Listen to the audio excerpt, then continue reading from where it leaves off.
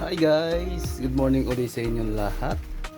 Sa mga subscriber, followers natin yan. Shout out sa inyong lahat. Oras pala natin ay 10 minutes to 10. So hindi tayo nakapaglaba dahil ang sitwasyon ngayon, umuulan, umiinit. Ewan ko ba kung ano nangyayari ngayon.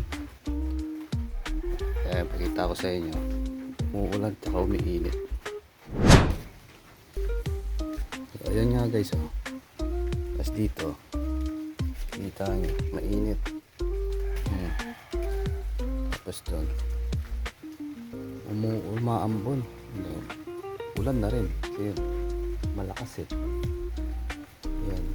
Dapat nga maglalaba tayo ngayong araw, kaso lang walay, hindi tayo makapaglaba ngayon dahil nga dito. Siguro kung tumigil ito maya maya makapaglaba tayo siguro. So yun guys, nakita nyo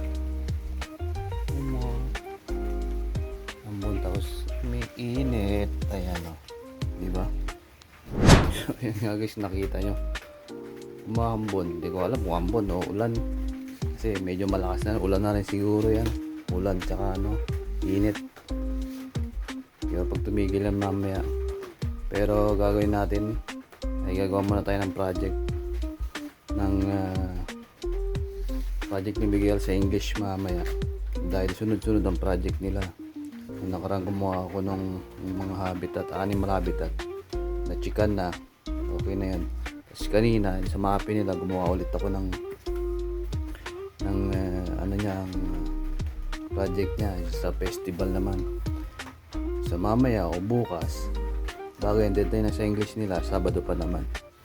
So try ko na lang, gagawa ko na lang design para yung mga ipadidikit namin lalagay niya na lang. At guguhitan daw yung noun tsaka pronoun. So believe naman ako doon kay Miguel pagdating sa mga kanyang alam na alam niya. Ayun nga lang guys, ilang araw tayo hindi nakakapag-vlog.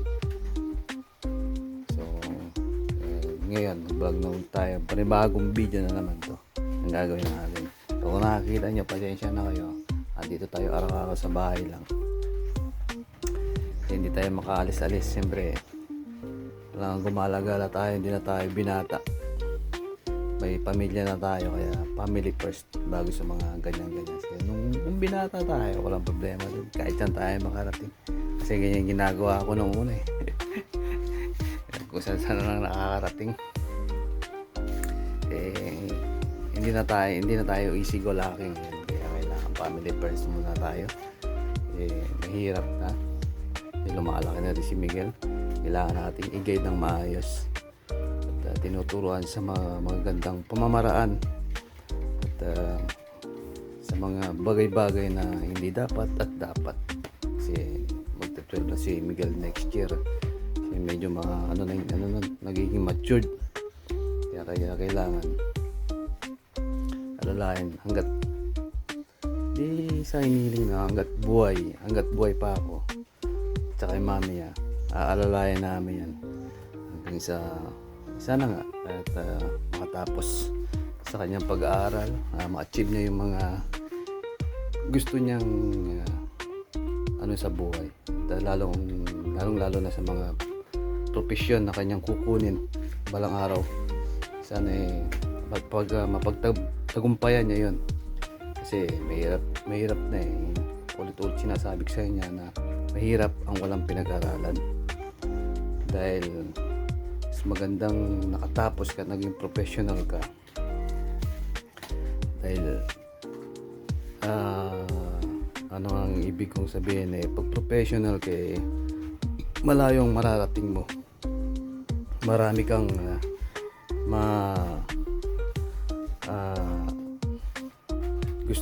ibig sabihin marami kang gustong sa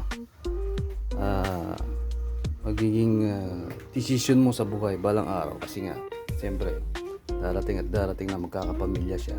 Mas maganda na yung makapagtapos, maganda yung pinag-aralan para balang araw hindi naman problema yung makapag-asawa mo siya, magkaanak.